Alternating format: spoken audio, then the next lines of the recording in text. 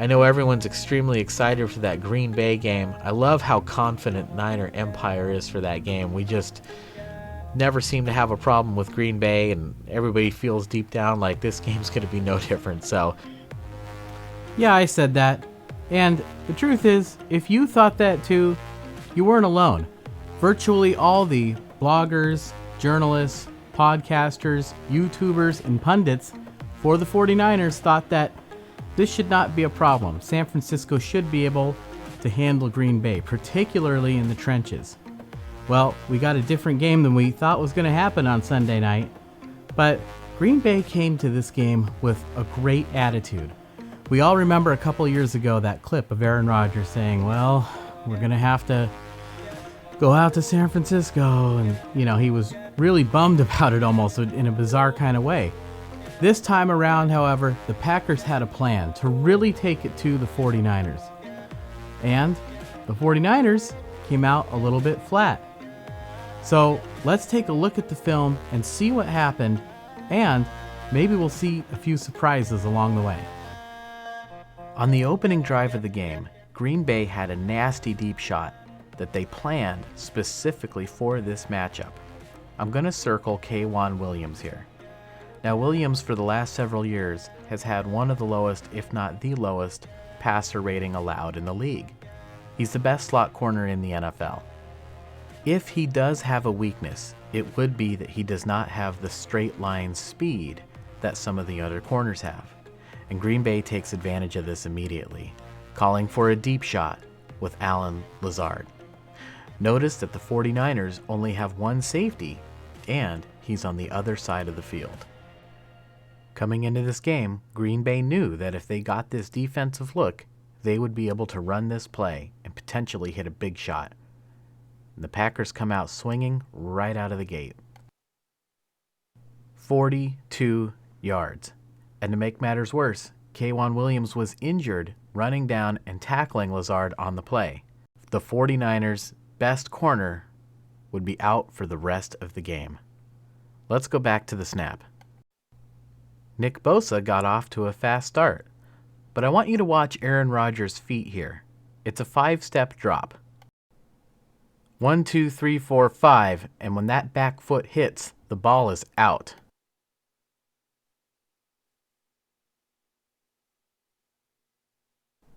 The big play gives Green Bay the chance to score, and they kick a field goal, going up 3-0. On the 49ers' first offensive possession, it's a handoff to the fullback. You don't see that very often. And this would speak to the nature of San Francisco's running backs, or lack thereof, in this game. With Raheem Mostert and Elijah Mitchell sidelined with injury, that left only Trey Sermon, and Green Bay certainly would have known this, and they had a plan for that as well. For the entire game, Green Bay would sell out to stop the run, particularly these edge rushes that the 49ers and Kyle Shanahan like to do so much. Trey Sermon only had 10 carries on the game, averaging just 3.1 yards per carry. Let's take a look at how Green Bay defended this play. The 49ers motion Kyle Juszczyk just before the snap, and the defense reacts very aggressively to this. This leaves them vulnerable to a rollout by the quarterback. But the Packers didn't care. They decided, like I said, they were going to sell out to stop the run. That was their game plan coming in. Now, one more thing before we look at the snap. I'm going to show you in slow motion, just before the snap. Check out these guys moving. We're going back and forth a little bit. I'm illustrating that they moved just before the snap of that ball. They knew the snap count, just like Philadelphia knew it last week. So either the 49ers and Garoppolo have to change up their cadence, or, and this would be much more concerning, teams might have a key on the 49ers, either something that the guard or center is doing that tips off the defense as to when the ball is going to be snapped. San Francisco needs to immediately take a hard look at this, because if teams are getting off the ball that quickly against the 49ers, it's going to be a long season. If they can get that cleaned up right away, they could be very effective using the hard count against defenses, but that will be up to the team to make that adjustment. In this case, the nose tackle Kenny Clark is able to jump that snap count and watch as he gets into the backfield and disrupts the play. Sermon is not able to cut where he probably should be cutting behind the block of Kyle Juszczyk, and instead his momentum now carries him to the outside where the defender has an angle on him to make the tackle. Sermon would lose 3 yards on the play, and the 49ers would eventually punt to the Green Bay Packers.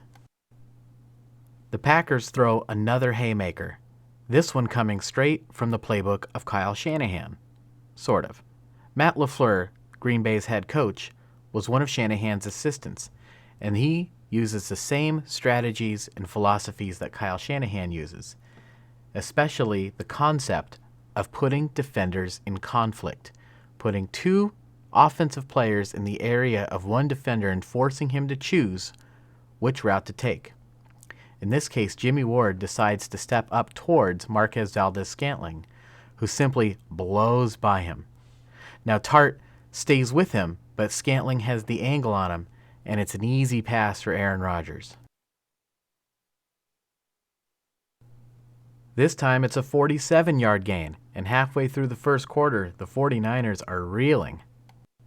The play also works because of the excellent protection Rodgers has. Just look at this pocket.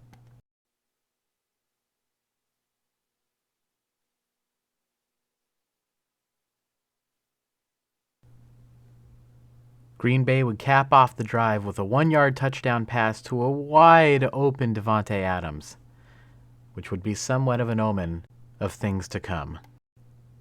On the Niners' next possession, they would hand the ball off, not to Sermon, but this time to Deebo Samuel, and again the Packers' defense sells out to stop the run. Let's take another look. Once again, when the 49ers put a man in motion, the Packer defense reacts very aggressively.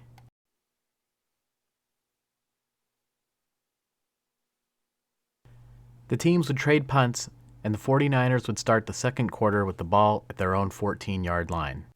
Down 10-0 and wanting to get back in the game, Kyle dials up a deep shot. Now Garoppolo has Dwelly underneath if he wants him, but the play is designed for George Kittle, who appears to be wide open on the play.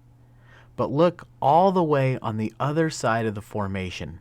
You'll see Jair Alexander, and here, Alexander shows why he's one of the best corners in the game.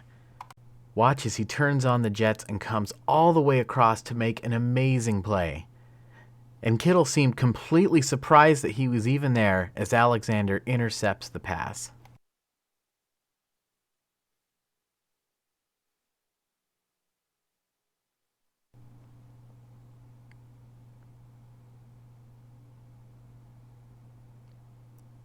This is simply a great defensive play by a great defensive player.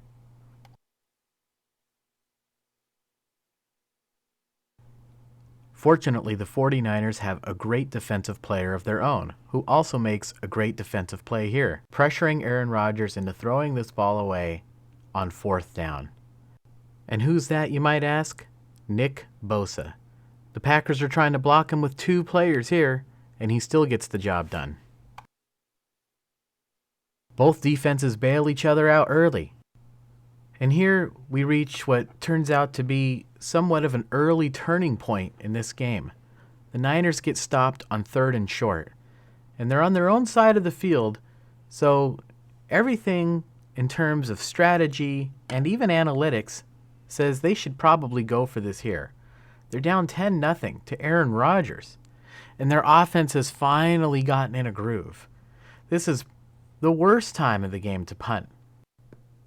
Now, if you believe in this sort of thing, the analytics say this decision hurt the 49ers' chances to win the game by 5.8%, and that would be the biggest swing in the ballgame, more so even than another turnover that would happen late. This was a mistake by Kyle Shanahan, and to his credit, he owned up to it in the press conference later, saying that he should have gone for it, but he was a little unsure of how long that 1 yard is. Sometimes when it's a real long yard, it makes coaches hesitant. So they decide to punt.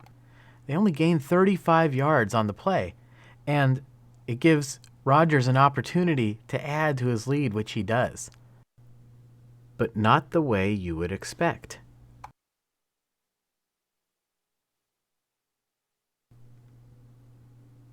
They throw a penalty flag here for pass interference. Now, the officials so far this season have had kind of a challenging start, pardon the pun. But I want you guys to tell me what you think about this play. Let me know what you think in the comments. Here's what happened.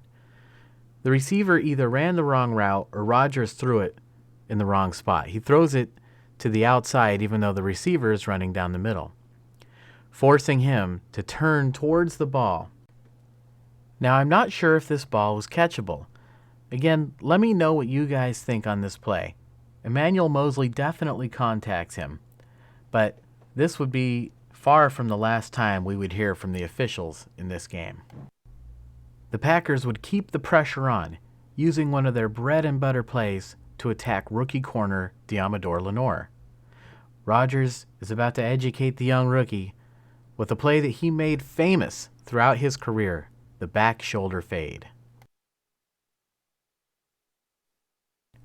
After the play, you can see Tart talking to the young rookie and telling him how to handle the situation.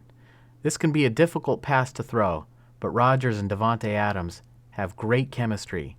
And I remember a few years ago they were talking about the fact that they would practice this play for 4 hours a day until they got it right. So here's the crazy thing.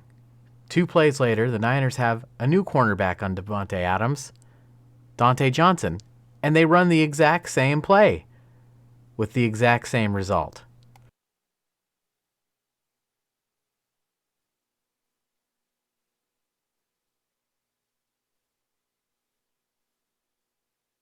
Oh, and by the way, just in case you forgot about him, the Packers have another great player on offense, Aaron Jones. Let's go back to the snap. Sometimes being really good at your job can work against you. Here, Nick Bosa gets a great push to the inside to clog up that running lane, and Jones simply bounces to the outside. So if you're keeping track, Green Bay is now up by a score of 17-0, and time is winding down in the first half.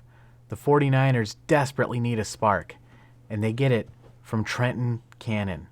Just look at this lane he has to make this return.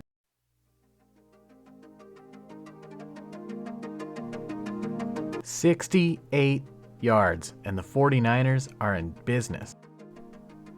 The 49ers attack immediately, and Shanahan has the ability to put defenders in conflict too. Look how George Kittle runs right into the zone of Burks, but Burks drops down to pick up Kyle Juszczyk.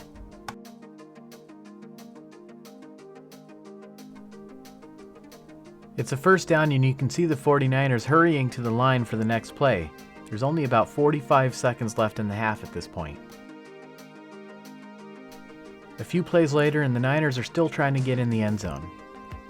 Now this pass is incomplete, but we'll get a really good look at why. You can see that flag come out for pass interference, and when we zoom in here, we see the defender has his hands on Mohamed Sanu. He's all over him, and the flag comes out. But the Niners still have a little trouble getting it in here.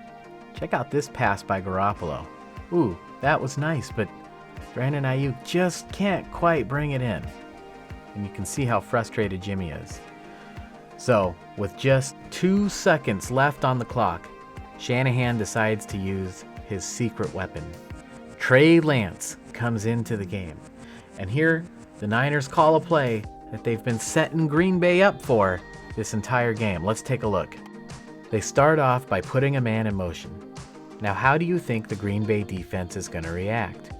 And Trey Lance will simply run the other way. And Trey Lance will walk into the end zone. Now I'm going to show you something I absolutely love here. Check out Trent Williams destroy this poor defender. Boom. He's going to feel that one tomorrow. Now this is the best part. Trey Lance, even though he's just a kid, he knows the deal. He says, wow, you make a great block like that for me to get in the end zone.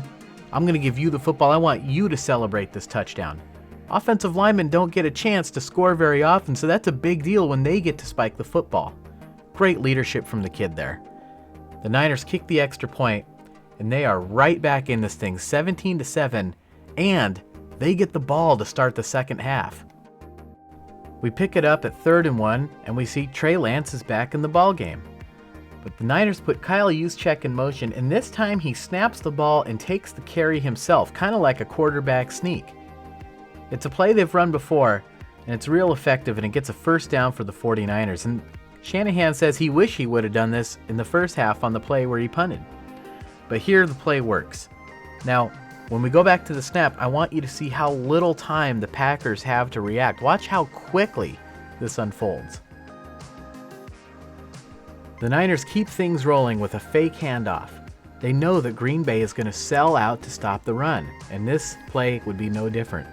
The Packers send 5 linemen and also 2 of their linebackers. But look up top. The 49ers have 3 receivers against only 2 defenders. And now we see the true design of the play.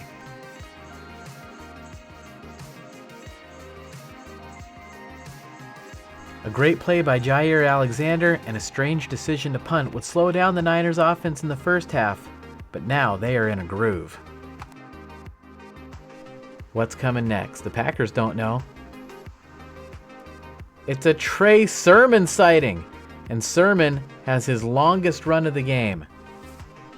Let's go back to the snap. The entire 49er offensive line flows to their right. We already know how the Green Bay defense is going to react. Also notice George Kittle going out for a pass pattern. He has to be covered. Can't ignore that guy. And finally, check out Trent Williams destroying another poor defender. All that's left for Trey Sermon to do is to run through the hole.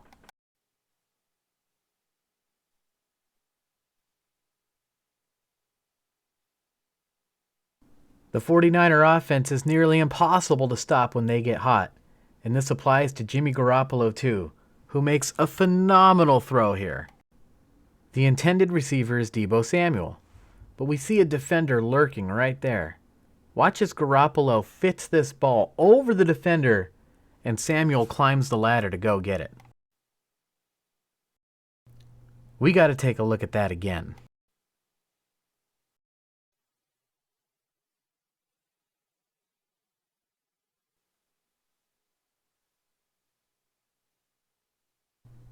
The 49ers are hitting on all cylinders. Watch how McGlinchey and Brunskill work real well together here in pass protection. And this is what Mark Schlereth meant when he said Garoppolo had spectacular arm talent.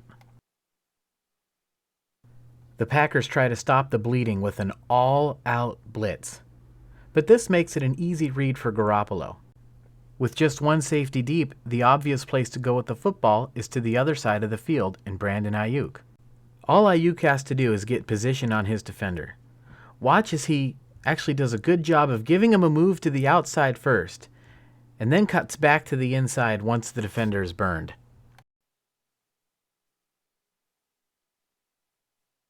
Touchdown 49ers. It's all hands on deck to pick up this blitz, and watch as Kyle Juszczyk does a good job of holding off the pass rush just long enough to give Garoppolo time to complete this throw. One last thing. Chris Collinsworth did a great job in the telecast of explaining how Garoppolo used his eyes to keep the defense right where it was at until he was ready to throw the football. By the way, that's not just any corner Brandon Ayuk burned there. That was Jair Alexander. The Packers would respond.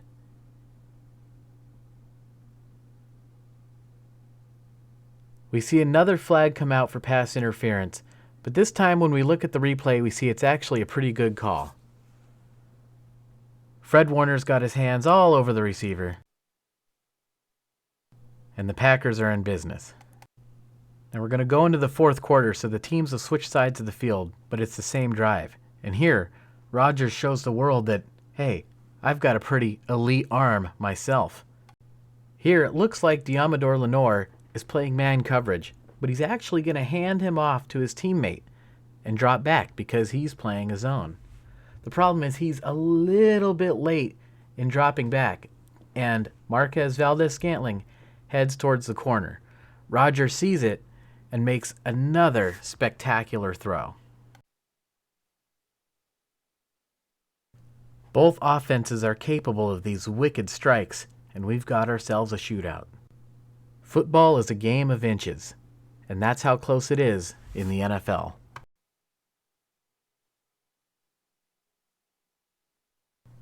So the Packers would go back up by 10 and lead it 24-14. And now it's San Francisco's turn. Once again, we see the official's flag come out. But let's take a look. We see that this was actually a pretty favorable call for the 49ers. That's not pass interference at all. I told you the officials would have a big impact on this game, and not all of it hurt San Francisco. Some of it actually helped quite a bit.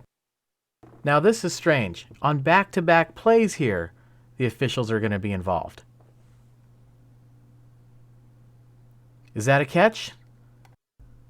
According to the old rules, it would not have been a catch. Back in the day, if the ball touched the ground, it was automatically an incomplete pass. But they changed that after the Bert Emmanuel play in the NFC Championship game in 1999.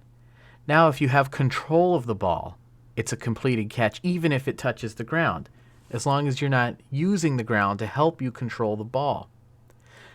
This looks incomplete, but the call on the field was a completed pass, and without irrefutable evidence to overturn the call, they stayed with the call on the field.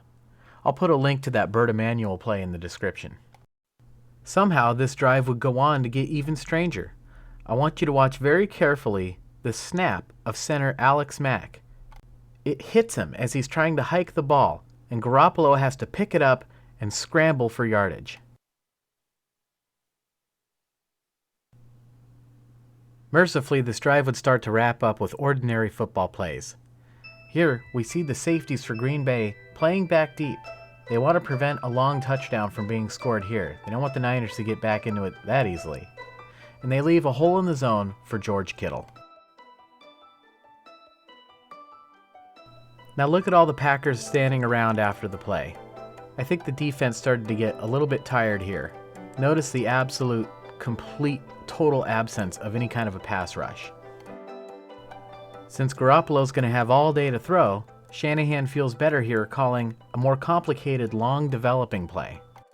The first thing we're going to look at is Brandon Ayuk running into the middle of the field and then back out to the sideline. Why? Well, Green Bay is in a zone. And a defender in a zone is supposed to stay in his area, yes, but also to cover the players that come into their zone and stay with them, not just let them run through it. So Summers will move a little bit. He doesn't leave his area too much, but he does go with Ayuk towards the sideline.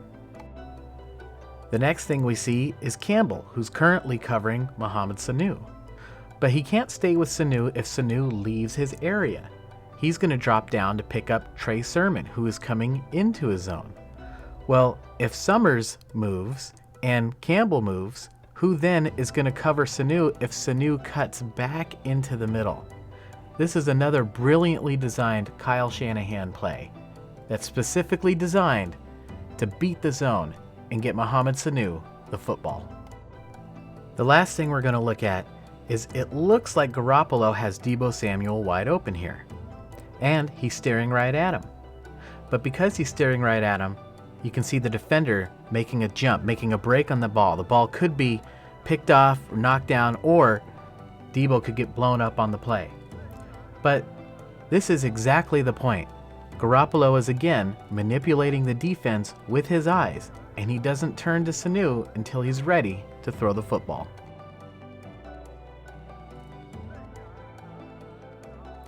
Again, look at the Packer defense standing around after the play. And again, there's absolutely no pass rush.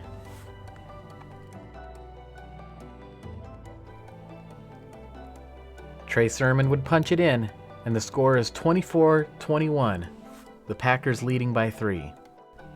Not much to talk about here. The Niners have just one safety back deep, so Rodgers throws it to Davante Adams, who's one-on-one on the other side of the field. Jimmy Ward is simply too far away to affect the play. Or is he? There's no flag on the play, and now there's a lot to talk about here.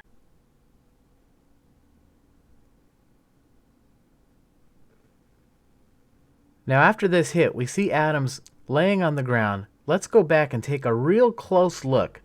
Do their helmets ever touch, or is that shoulder to chest? Now Adams looks like he is knocked out cold. So why is there no flag on the play? And the strange thing is he would go to the sideline and then come back in just one play later, which you obviously can't do if you have a severe concussion. Or at least you're not supposed to anyway. I think there's an interesting thing that may have happened on this play. I think it's possible that Ward made a clean hit, shoulder to chest, without helmet-to-helmet contact. I think Adams may have been genuinely shaken up, but definitely not knocked out. Or he could have been laying there just for an extra minute to try to get a call. It's also worth noting that the 49ers drafted Jimmy Ward specifically because he doesn't lay those kinds of hits. You see, the league is phasing those kinds of guys out of the game.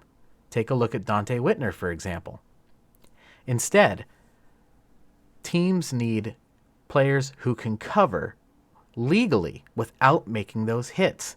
I think here he makes what could be a legal hit with the design and goal of knocking the ball out, which he successfully did. Adams laid there for a minute, didn't get the call.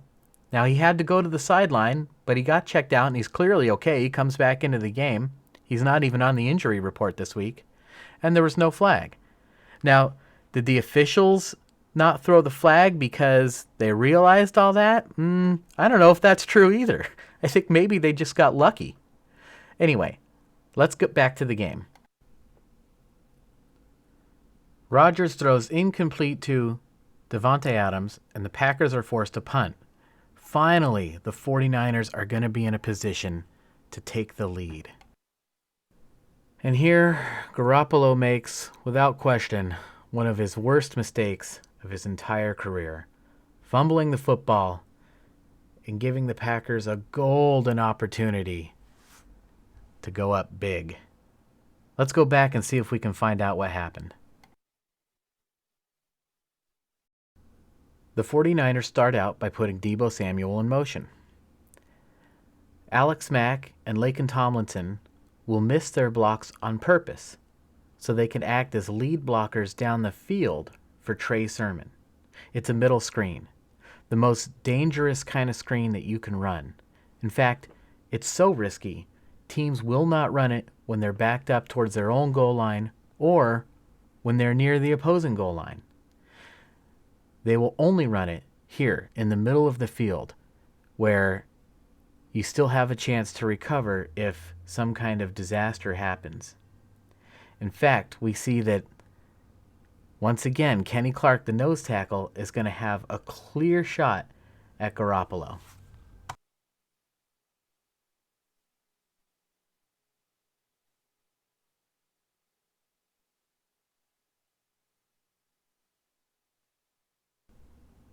We're going to stop it here because notice how Garoppolo, in order to really sell this play, has his back completely turned to the defense. But when he goes to turn around, watch how quickly the defender is on him. Watch how quickly this unfolds. Just like that. Now, does that excuse him? Absolutely not. When you're a quarterback and the defense is instantly in your face like that, you immediately have to cover up and protect the football and be willing to take that sack. Sometimes it's harder than it sounds. Even legends have made the mistake of not being willing to take the sack with disastrous consequences.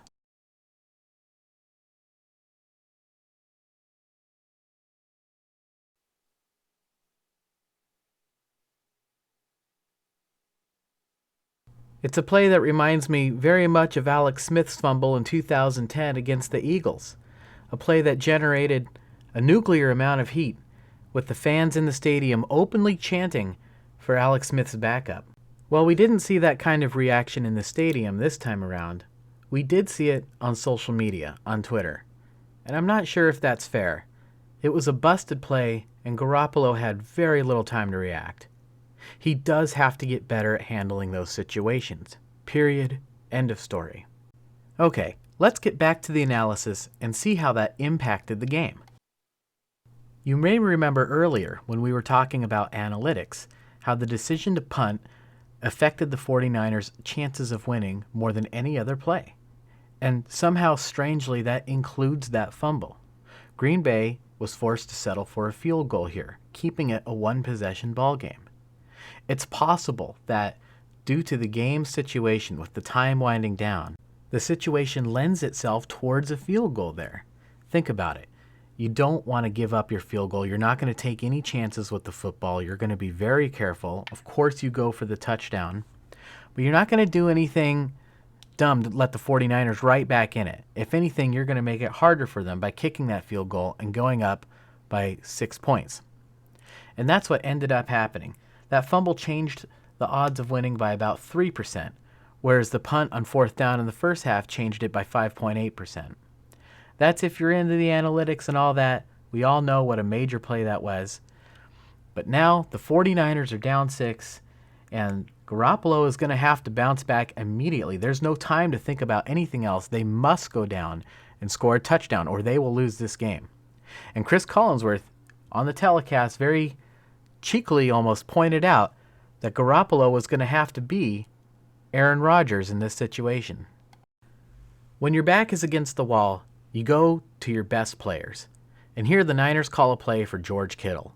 As far as the defense knows, he's going deep on the play. And they have to act as if that's what he's going to do. They can't take the chance of giving up a long bonehead touchdown at the very end of the game. So they're giving Kittle the middle of the field here. And Garoppolo throws a dart.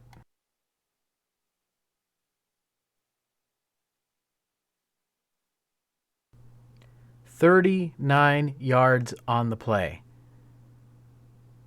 And look at the location of this throw.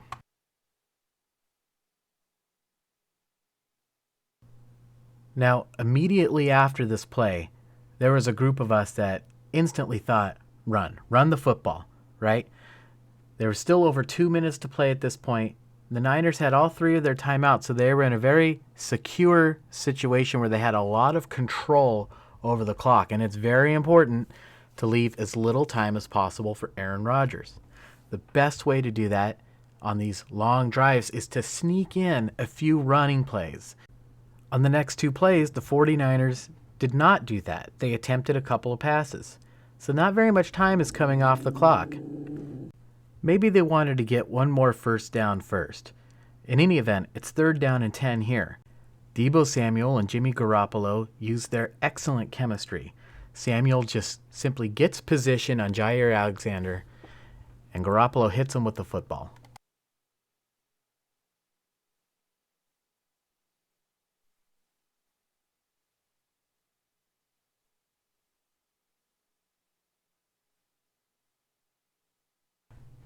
Now again, they could sneak in a running play here.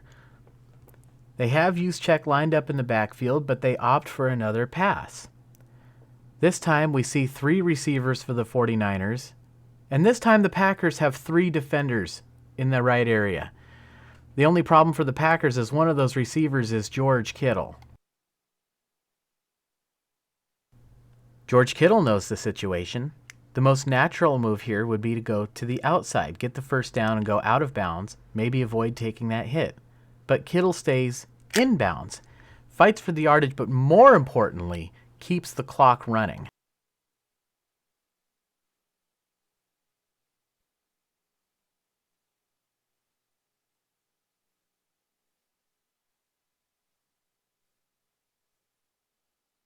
It's another first down, and here at the snap, there's 43 seconds left in the game.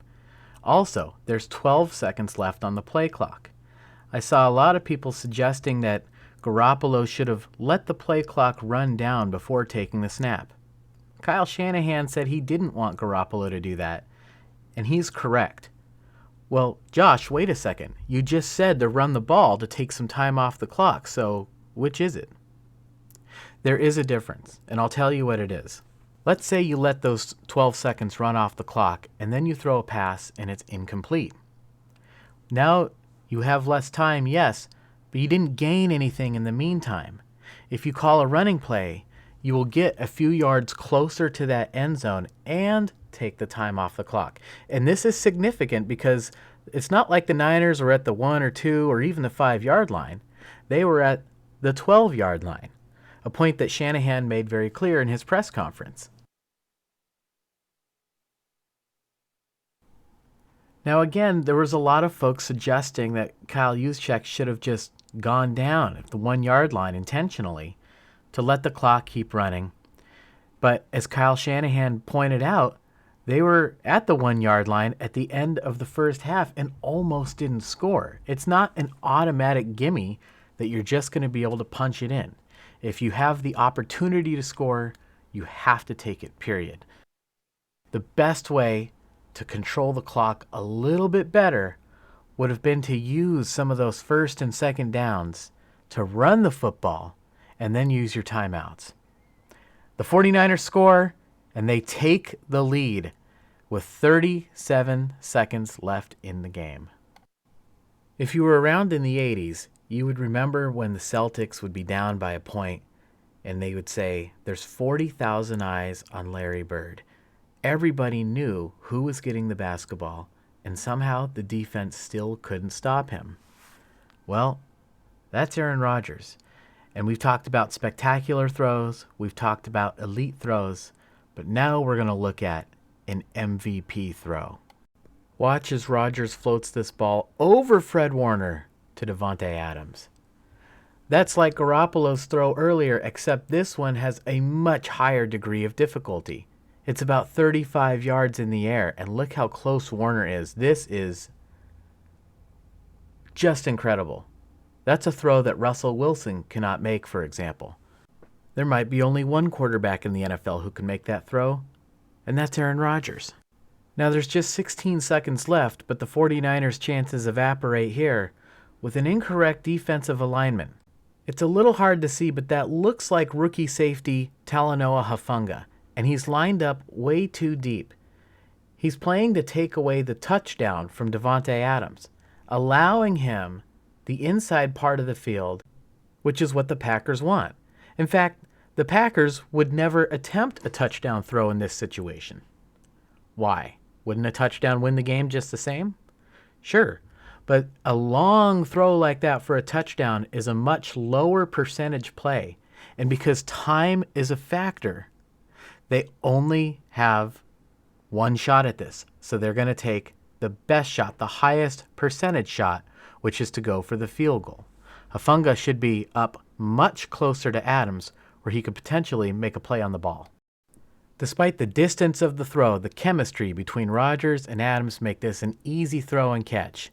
The Packers calmly get up to the line, spike it with 4 seconds left, and Rodgers is pumped because he can go clock out now. It's up to Mason Crosby with a 51-yard field goal, and long field goals ruled the day on Sunday, and the Packers celebrate because for them, that was a major, major win. Huge win for the Packers. We talked about it last week, and we played it again at the top of this video. The 49ers have been pretty comfortable playing against Green Bay in recent years. Aaron Rodgers is 1-6 against 49er teams with a winning record. That one win came Sunday night. So this was a big win for the Packers on a short week. They made a road trip on a short week and got the win. Very impressive victory. For the 49ers, they had to do a little soul searching after this game. Nick Bosa said they had to have some tough conversations in the meeting rooms about the fact that they didn't always play very good. At some points, they made some great plays. We looked at a lot of them today. And at some points, they made some really poor plays. The defense got smoked on a couple of big plays. There was a couple of pass interference penalties, some of which were legit. Garoppolo made that terrible error late in the game. Now, it turned out not to cost the team, and he came back and drove him down for what could have been a go-ahead touchdown win, but then there were some clock management issues at the end of the game. So, sort of a frustrating, what can you do almost type of game, and it really makes it a lot harder to project what might happen next week and as we go on in the season. Is this the type of loss that will make the team frustrated and upset at each other and come apart? Or will they pull together? The Seattle Seahawks are also in a very interesting situation. They just got thoroughly thumped by Minnesota, something that hasn't happened. Seattle has had Minnesota's number, and Minnesota pretty much took it to them in the second half of that game. Seattle suffered some key injuries. Kerry Hyder got hurt, and with it, their pass rush evaporated. Is he going to play this week? Is Trey Flowers going to play this week? And I was talking to my brother-in-law, who is a Seahawks fan, and he made an interesting point. That for the Seahawks, when you go down early like that, and you kind of see it coming the whole way, whatever. We just didn't have it today. We got to get some things fixed. But you saw it coming, whereas with the 49ers, they thought they had the game won. This was a very heartbreaking, emotional loss. Maybe not so much for the players as for the fans, but nevertheless, it could affect them psychologically. Now, who knows? They're professional athletes, so maybe not. But if the Seattle Seahawks do come into Levi's and they do lose that game, that will be their third loss in a row, something we're not used to seeing a whole lot in the Pete Carroll era. It's sort of a desperate situation for Seattle. And a desperate team is always very dangerous. So it's going to be really interesting to see what happens on Sunday. Which defense can rise to the occasion on Sunday, or will it be a shootout? Sometimes when you think it's going to be a shootout, that's when the final score ends up being 7-3 or something crazy like that.